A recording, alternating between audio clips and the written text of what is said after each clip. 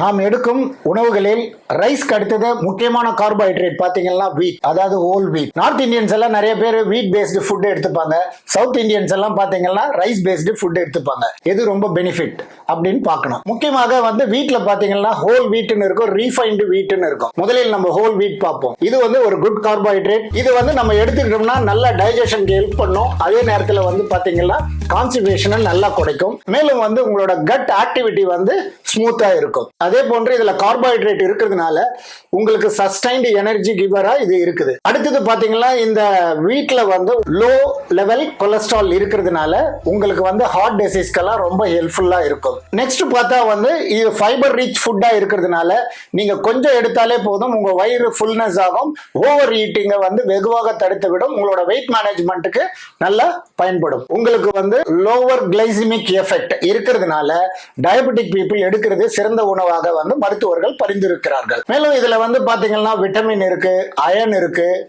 Selenium இருக்கு, zinc இருக்கு, magnesium இருக்கு. இவையெல்லாம் நம்மளுக்கு ரொம்ப ஹெல்ப்ஃபுல்லா இருக்கும். இதே நேரத்தில் ரீஃபைன்டு வீட் பாத்தீங்கன்னா இதுல அந்த விட்டமின் அந்த முக்கியமான பொருட்கள் எல்லாம் போகி விடுறதுனால இது மைதா எஃபெக்டுக்காக மாறி விடுவதனால் இது கெடுதலை விளைவிக்கும். எப்பொழுதுமே நீங்கள் ஹோல் வீட்டாக எடுப்பதுதான் நம்மளுடைய உடல் ஆரோக்கியத்திற்கு சிறந்தது.